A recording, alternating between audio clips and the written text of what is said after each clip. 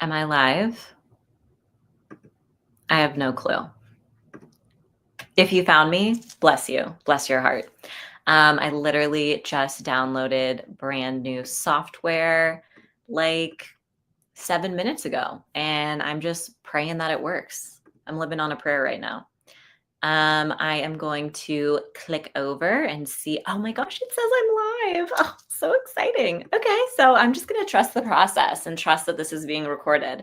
And if you are new here, well, you are new here because I'm new here. This is my first time going live on YouTube.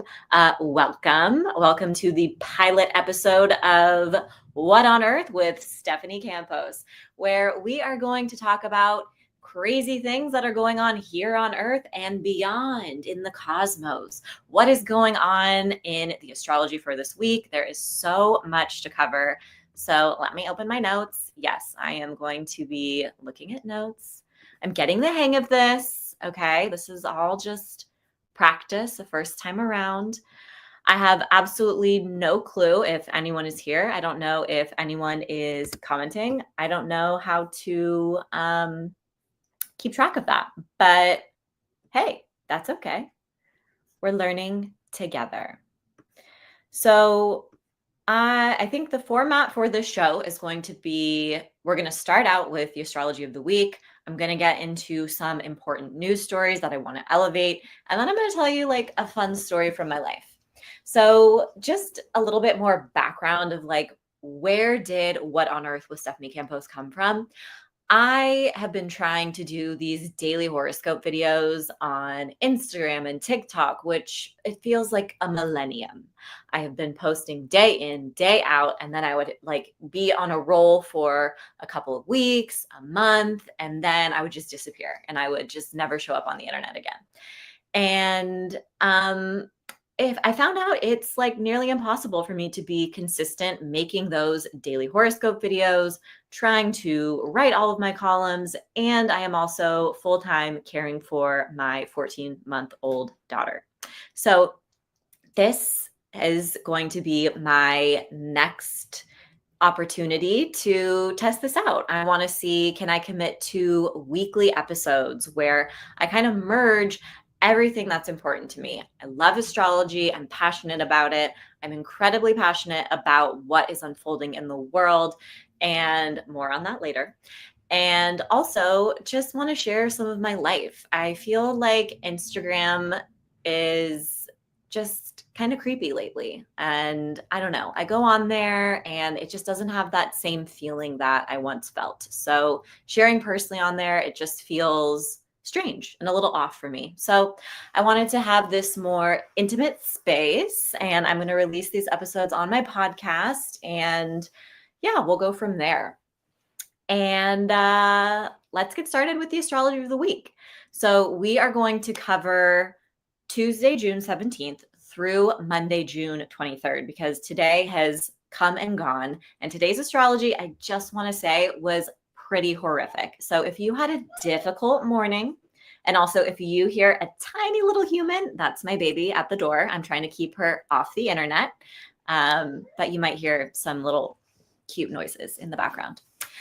Yeah, today's astrology, awful. So if you had a rough morning, that is because we had a Mars-Uranus square on Sunday, but this morning the moon triggered it. So the moon is the closest celestial body to Earth. So when it interacts with these planets that are further away, it brings that energy closer to us here on Earth. So even though the Mars-Uranus square that everybody's been talking about took place yesterday, we really felt it in the early hours of the morning. So I don't know if you felt it, but I sure did. And the good news is that energy is past. So we're going to feel a major shift starting tomorrow, Tuesday, June 17th. That is because Mars is going to move into Virgo.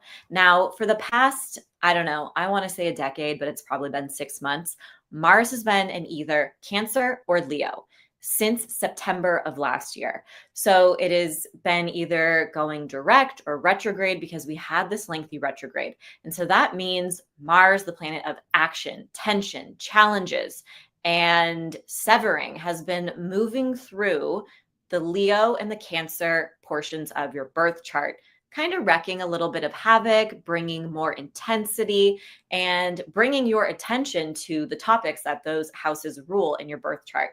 Now, this is a huge deal because Mars is finally moving on. It's entering Virgo. And the last time we had Mars in Virgo was, let me check my notes, July 10th through August 27th of 2023. So if you can think back to that time period, similar themes and topics may come up, but they also are bound to be a little bit different. And that is because the other planets in the sky are at different locations. So we're not having a repeat of the same exact themes, but similar topics may come up. For me, that was when I found out I was pregnant and I was so incredibly nauseous. I had really bad morning sickness and was just like so tired. And my moon is in Virgo. So having Mars on the moon can definitely be an irritating transit to the body, because in astrology, the moon is representative of your body. So fun fact, if you do have any difficult transits that are coming up to your moon specifically, it's a very good time to just take extra good care of yourself. Okay, so we've got Mars moving into Virgo. What else does that mean? Mars is this planet of war and anger and resentment, and also motivation and action. Virgo is ruled by the planet Mercury. It's about communication. Now, when we have Mars, war, in a Mercury ruled sign, communication, our words can be our weapons. And this can also be a period where we are prone to more overthinking, anxious thoughts, being busybodies, falling into the trap of believing that our worth is tied to our productivity. That's what capitalism wants to teach us and wants to convince us, but that is not the truth. So really focusing on grounding exercises and being proactive in your self-care so you can better show up for your community and the people that you love and the people that you don't know, but just so we can really work together to make a difference. This is going to be a really important kind of way to work with this energy proactively. Now, Mars in Virgo is also all about refinement, editing. It's a great time to do a closet edit. It's a great time to do a deep clean or a purge of your space and your belongings. And it can also really help you come up with a plan. You are thinking more analytically, you are thinking in the terms of different systems. And so this is a great time to really come up with a plan. If you do have a dream or a goal that you want to go after, Mars and Virgo might help you get there. Okay. Also, tomorrow on the 17th, we have the moon in Pisces forming a sextile with Venus in Taurus.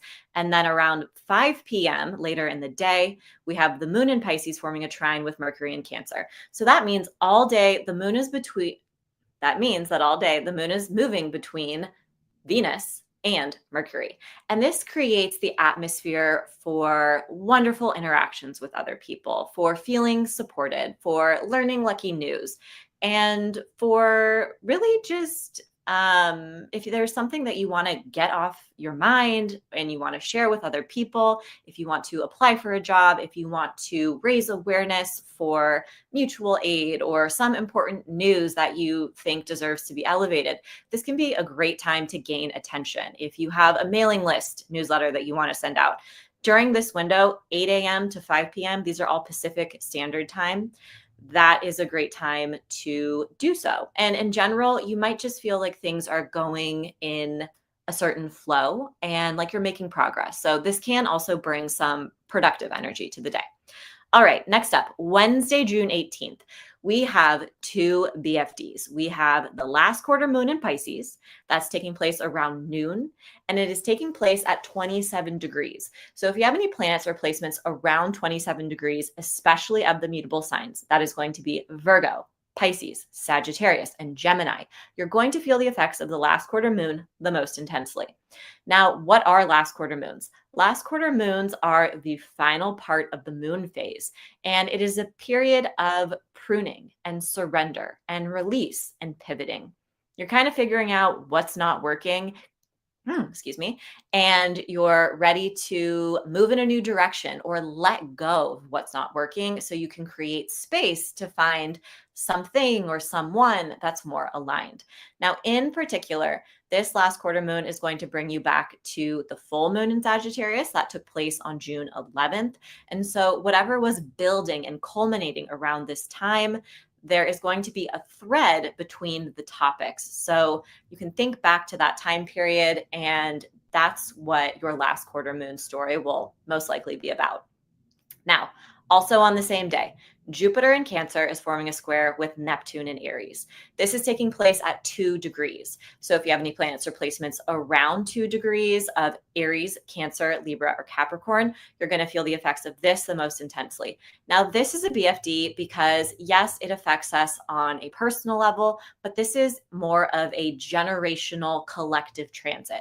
And that is because Jupiter and Neptune are some of the outer planets, and they move slower. So it takes them a longer time to make a full rotation around the zodiac. And they only square off with each other like this every 13 years or so. So, yes, a bigger deal. And it's also going to bring you back. I forgot to look up the exact date, but it's going to bring you back to, I want to say, yes, April of 2022. And that is when Jupiter and Neptune formed a conjunction in the sign of Pisces. So this is similar to the moon cycle. When two planets come together, when it's the moon and the sun, it is a brand new cycle, right? And then we watch the moon phase. We have the first quarter moon, we have the full moon. Well, that also happens with all the other planets in the sun. And all the other planets when they meet up like this in a conjunction, which happened in 2022. So now we are having this opening square of Jupiter and Neptune's combined energies. So Jupiter is the planet of growth, abundance, your dreams, your beliefs, but also what is just, what is right. And that is because in horary astrology or ancient astrology, which is a form of divination, a way that you can use astrology for divination. It is so freaking fascinating. And if you are interested, you should sign up for Sam Reynolds' course. That is who I studied horary with, and it fucking blew my mind. So in horary astrology, Jupiter represents judges, and Neptune is this planet of oneness, of spirituality, of compassion, but also idealism, also martyrdom, and confusion as well. So when Jupiter and Neptune form a harsh square with one another, it can really kick up confusion. It can feel like a test of faith, a test of your dreams, a test of your boundaries. It can also really kick up the tendency to overdo, which can leave you feeling exhausted, feeling underappreciated, and just worn out. So on a personal level, keep that in mind. On a ideological collective level, Jupiter does have to do with our beliefs, and Neptune can also have to do with the collective unconscious. And there could be some sort of development. We are seeing a lot of propaganda, like Project, whatever the fuck it's called, 2025. And the white nationalist Christian beliefs that are indoctrinated in that agenda. We're seeing that kind of enacted here in the US. And we might see that show up elsewhere in the world.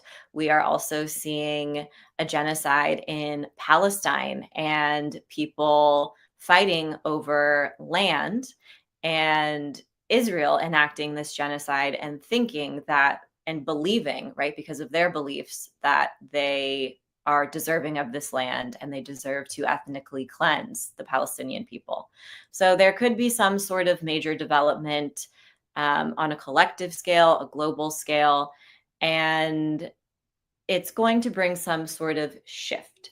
So this is definitely a day to pay attention to the news. It's a day to not overdo it, to drink extra water. Anytime we have intense Neptune transits, please drink extra water. Not a great time to rely on your intuition because it might be stretched very thin. It might be misleading you. It could be easy to put other people on a pedestal and to feel disappointed in the process.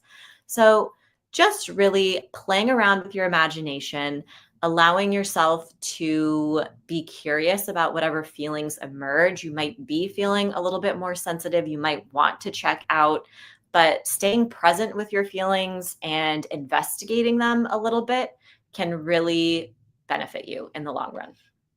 Okay. Thursday, June 19th. The moon is void in Aries. What does it mean when the moon is void? When the moon is void, it is wandering aimlessly throughout the sky. And that just means it is not connecting with any other planets in the sky. So it just feels like aimless. It can feel a little unmotivated. And we also are going to feel like that throughout our day. So this is a day to not beat yourself up if you don't cross everything off your to-do list. This energy can be pretty exhausting. It can leave you feeling a little disappointed. I always find when the moon is void in the beginning of the day, I'm like, oh my gosh, like the world is my oyster. I can get all this stuff done today. And then right before I'm like about to get things going, I like want to take a nap, or I crash, or I hit a wall, or I just feel unmotivated. And this is your reminder that just like in nature, we see trees sprout new green leaves and the leaves change colors and then the leaves fall off the trees and then they sprout again. We need rest, right? That's part of our cycle here as human beings on Earth. So resist the capitalistic urge to do, produce, and give yourself a break. Also, some fun facts while the moon is void. If you order food, it might get messed up, like the order, or it's just like a disappointing order. Like you order nachos and there's not enough cheese. Like, don't get me started. Or, if you're ordering things online, when it finally shows up at your house, it's like lackluster. You were hoping for something more and it's not exactly right. So this just isn't the time to initiate new things. It can be a good time to, I don't know if you hear Marla, my special little dog in the background. This can be a good time to finish up little tasks, but not to initiate something new. Okay. On Friday, June 20th, we have the moon in Aries forming a sextile with the sun in Gemini, and that takes place at 7 p.m. And what that means is that we have this lovely energy throughout the entire day. So really, this is going to be a great time where you feel like your inner self, which is the moon, and your outer self, which is the sun, are in alignment. And this will help you feel like you're making progress on things, like you feel supported. It's a great time to share your gifts, your talents with the world, to have a meaningful conversation, to focus on a creative task, or even just hang out with friends and have some fun. The sun is going to enter Cancer that night around 8 p.m. and we have the summer solstice. The summer solstice is the longest day of the year, and it is also the beginning of summer in the Northern Hemisphere. So this is going to be a shift of vibes. There is a new focus to the Cancer section of your birth chart. So take a look and see which house Cancer occupies in your birth chart, and just know for the next 30 days, there's going to be more of a focus on those specific themes. On Saturday, June 21st, the moon in Taurus is going to form a conjunction with Venus in Taurus at 10 p.m. So that really means that this energy is available to us for most of the day. This is one of my favorite aspects of the week. And that is because the moon is exalted in Taurus. That just is a fancy term that basically means she's thriving. She loves to be in Taurus. Then we have Venus, the planet of harmony and creativity and our desires and our relationships, also in Taurus. And that is in domicile, which just means it's the natural, most comfortable position for Venus to be in, other than Libra. Venus also really likes to be in Libra. So basically, these two planets are in really good spots. They're feeling cozy, they're feeling resourced, they're feeling supported. And the moon, again, represents your inner world and your emotions and your close relationships as well. And Venus also has that emphasis on relationships, but also creativity and also sex. So this could be a really sexy time. This could be another great time to brush up your dating profile, to put yourself out there, to take a creative risk, to go live on the internet. I won't be going live that day, but you could. And you might also learn some lucky news. This could be a day where you are just feeling like things are moving in the right direction. Okay. And then the next day on Sunday, June 22nd, we have the moon in Taurus forming a conjunction with Uranus in Taurus. Uranus is a planet of unpredictability. Now, this conjunction is taking place at 7 p.m. So for the majority of the day, I believe from 11 a.m. through 7 p.m., we're going to be feeling the effects of this energy. And it just means there's a change of plans. Maybe you receive a last minute invitation. Maybe a friend bails last minute. Maybe you hear from someone out of the blue. Maybe you get lost on your way to some sort of event. Just whatever. It's unpredictable. It's unexpected. So I can't really tell you what's going to happen, but I can just tell you, try to go with the flow as best as possible. Sometimes this also looks like an emotional breakthrough or like a divine download. I also find when we have these intense or even supportive Uranus activations that it's a great time to kind of just pay attention to your intuition.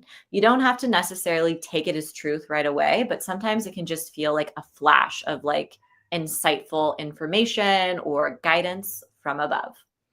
Okay, on Monday, June 23rd, the moon is going to be void in Gemini.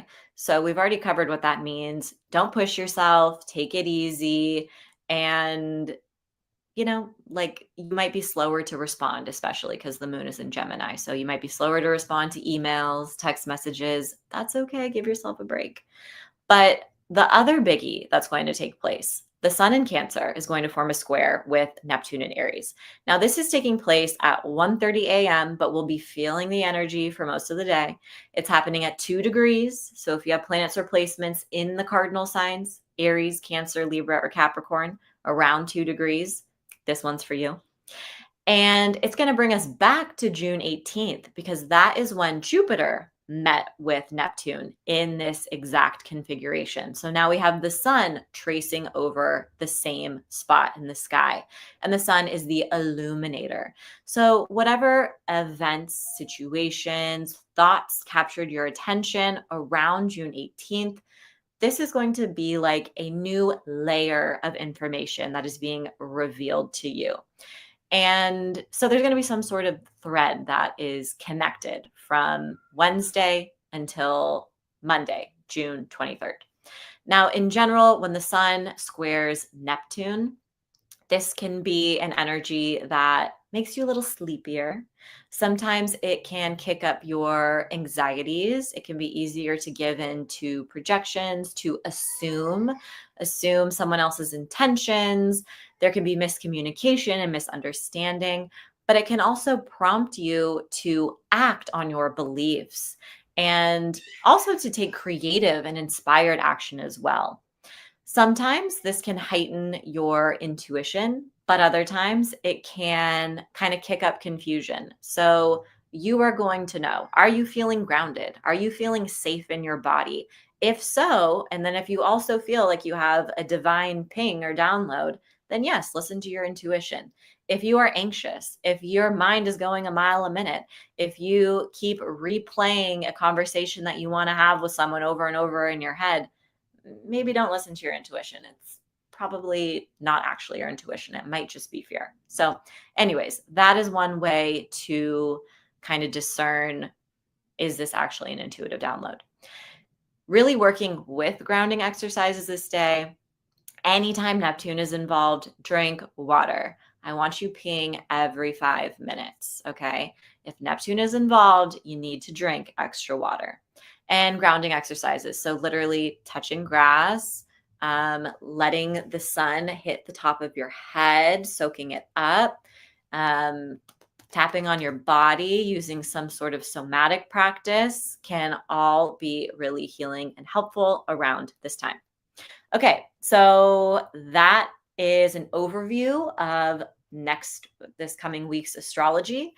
And if you want more astrology, you can tune into my daily horoscope podcast, Daily Horoscope for Your Zodiac Sign with Stephanie Campos. And you can also join me over on Patreon, where every Sunday I release 7 episodes of your daily horoscope for the week ahead. So you know exactly how to plan out your life, you know what energy to anticipate. And yeah, so that's my offering to you. I hope by next week, I've been working on a new tier for my Patreon behind the scenes. I hope to have it ready.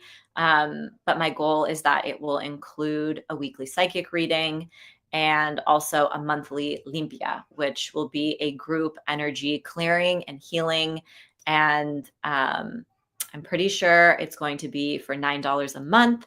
And you can join every month, and you can email me one word of what you are ready to release and let go, and I am going to clear it for you after we do a group kind of energy recalibration, healing, and cleansing. Okay, my baby's screaming. Just another day. All right. I want to talk about some important news that took place over this past week. Now, if you're like, why do you want to talk about politics? Why do you want to talk about what's going on in the world? Well, what on earth? That's the whole point of get it. It's like, what on earth? You know, when people say that? Because we are all interconnected. So your joy, your struggles, the oppression in Palestine, the genocide in Congo, we are all connected as human beings. And we all have a responsibility to one another. And if we want to heal Earth and just help humanity thrive, like I know it is possible, we've got to care. We have to stay informed so we can show up, and everyone has their own specific role in the revolution. And it doesn't mean you have to hit the streets protesting. It doesn't mean you have to wear shirts, but may I recommend this one is from The Future is Color.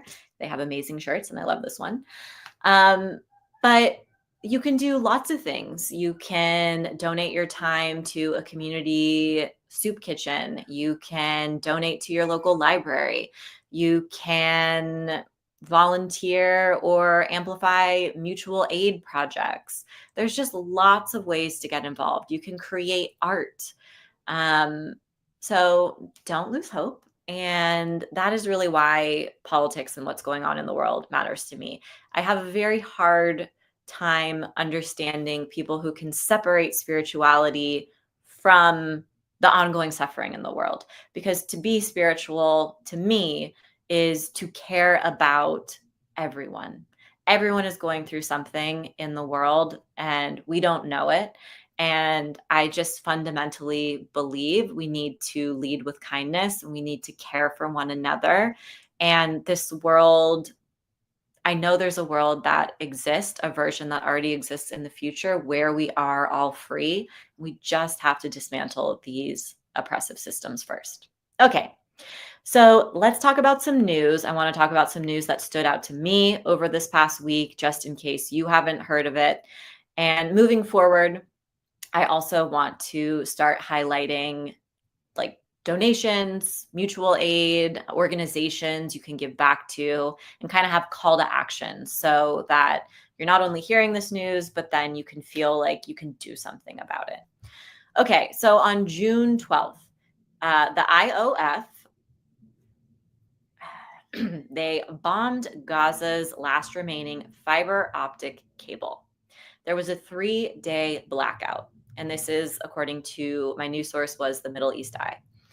And the reason why this is such a big deal is because Israel, the IOF, is committing genocide in Gaza. And that was absolutely strategic. So bombing the main source of internet. I don't know about your news feed, but my news feed is flooded with dismembered children's bodies and burning refugee camps and fathers and mothers holding up like part of their children and then just bones and flesh. And they don't want us to see those images. They want to commit the genocide in silence. And that is why that stuck out to me as just incredibly chilling. Now, it was a 3-day blackout. According to the Middle East Eye, the internet is back up. But again, this is something that I think we need to be more aware of, just how they are willing to manipulate the media and the stories that we receive and consume. And well, you can also, I don't have the exact statistic, but I know that in Gaza, Israel has murdered more journalists than like all of the world wars combined. So you don't murder journalists unless you're trying to hide something. You don't want the truth revealed. So as a former journalist, that is just something that shakes me to my core and something that we really need to be cognizant about. And I think the narrative, it needs to get out there. Like, mainstream legacy media outlets aren't covering that, at least here in the United States. And it's a big deal. On June 13th, Israel commits a war crime and bombs Iran. And they said it was a preemptive strike. It's a war crime. There was no reason to bomb them. And now I'm sure you see the headlines of what is going on and saying that, oh, now Iran is bombing Israel. I saw this headline in the New York Times today that says, what to know about Israel's strikes and Iran's retaliation. So I just want to take a moment to unpack that. As a editor myself, words matter. So look at how they constructed this headline. Israel's strikes, Iran's retaliation. Israel was the first one to strike Iran, right? It's not like there's just loaded feelings that come up when you hear strike. It feels a little more innocuous. When you hear retaliation, it's like more aggressive, right? So I just want to also elevate that a lot of the mainstream media is using and crafting headlines that feature bias and racist bias in them. So that is something that's important. And it's all unconscious, right? You read it and you go, oh, I think I'm consuming the news. But in the background, you're also thinking, oh, well, there's this feeling of, well, maybe Iran is the one who's really retaliating. So just something as a journalist and an editor that stuck out to me as you are consuming the news. Really pay attention to the words that are used and which ones are associated with which countries. Also on June 12th, we had California Senator Alex Padilla. He was forced to the ground and handcuffed. I don't know if you saw this video. It was after asking a question at Kristi Noem's press conference on immigration. He asked a literal question. He is the California senator. Look at what this administration is doing to Los Angeles. There are peaceful protests. They are sending in the National Guard and military, and he's asking a question about his constituents. And he was very forcefully shoved to the ground and handcuffed. And he is a senator. I've never seen anything like this. It freaked me out. It ruined my day, if I'm TBH, to be honest. And it felt like a very clear line that I had never seen be crossed before. And yeah, I think obviously we are living in a fascist state and things are escalating. And this just felt like, whoa, things are moving and changing quickly. On June 14th, Democratic lawmakers were assassinated. State Representative Melissa Hortman and her husband, who she was a Democrat, they were killed, and a second lawmaker and his wife were wounded. Now, the suspect had a list of dozens of other names of other Democratic lawmakers and even abortion rights advocates and more.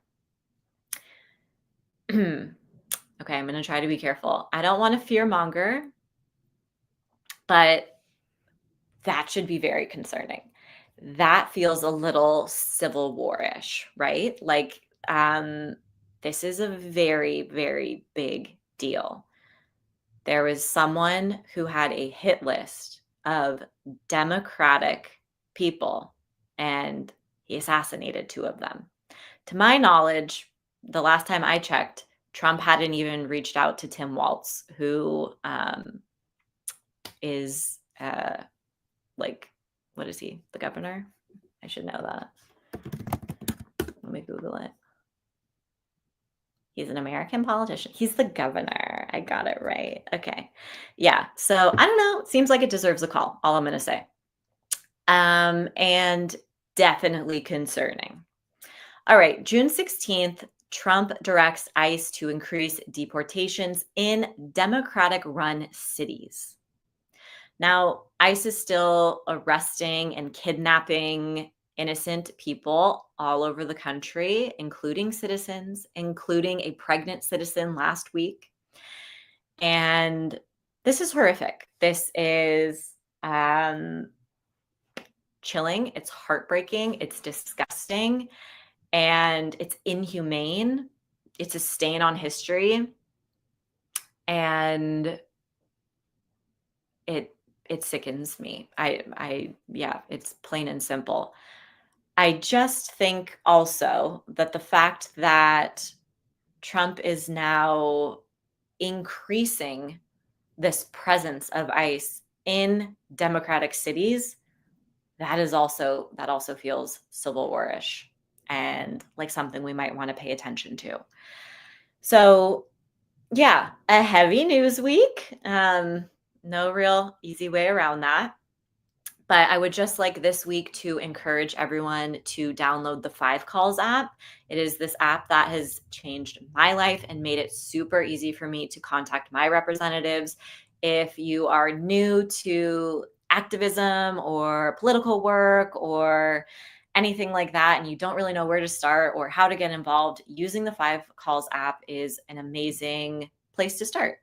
And it gives you scripts. It gives you different issues. You click on an issue, it gives you a script, and then it literally has your senator or your representative's phone number. You click the phone number and you can literally hold the phone and read the script, and then you check it off, and then it like repopulates with the next person that you want to call. These calls do matter. They do make a difference, and we've got to do something. So anywho, and then I was going to close with a personal story. I don't really know how to segue into that after all of this like horrendously devastating news. But so I made the decision to reopen my books for mediumship readings. And my books have been closed since March of 2023. Now, why have my books been closed? In March of 2023, my sister almost died. So for anyone who doesn't know, she has something called Rett syndrome, and it's a neurological disorder. She's nonverbal, and she has a feeding tube, and she needs a lot of help with other things. She's the light of my life. She's the most amazing person, and we're very, very close. She has been through many, many health scares. She's been on life support. I honestly couldn't tell you how many times she's been on life support. And I can't tell you how many times we've had doctors take us in the room and say, you need to say goodbye. She's been through a fucking lot. And I was still giving readings. So she was in the hospital. She had, I think, 3 or 4 chest tubes in. And at this point, I had been doing practice mediumship sessions for, I don't know, maybe 6 months or so, maybe longer, maybe closer to a year. And I had read for over 50 people, and all of my sessions felt amazing. I felt like I made strong connections, and I was able to connect with an ancestor, a spirit, someone from the other side, and deliver something meaningful to my clients. And so I was feeling really excited and confident. And even though I was in this emotional place of dealing with my sister, I decided to take on a client. I was like, I have this client booked. They booked so long ago. I just need to do it. So I sat down for the session and I couldn't connect. And it was the first time I ever felt like that. I couldn't do it. And like, no wonder, right? Like my sister was dying like 10 miles away at the hospital. And I like beat myself up. I closed my books and I haven't done a mediumship session since then. And I love mediumship. I used to watch John Edwards religiously. I would love to be the next John Edwards. Um, and I want to do it. I want to get back into it. So I am going to be reopening my books for mediumship practice sessions. If you want to get on the wait list, you can join my Patreon. You don't have to pay, although I would really appreciate it. You can join for free. And I'm hoping by the end of the week that I will have that link up and running to start taking people and do waitlisted mediumship sessions. So they are going to be for free, but they're going to be recorded. And I may repurpose the video either on YouTube and my podcast on social media. I would obviously let you know beforehand if your session is one that I'm going to repurpose, but you will have to give consent ahead of time saying that you are comfortable being on camera and having the session recorded. But anywho, it seems like 11 of you are here. Hi, thank you so much. What an honor. I think I'm coming to my close. I hope you had so much fun here, as much fun as I did. And I'm really hungry and I want some apple juice. So I'll see you next week. Mwah!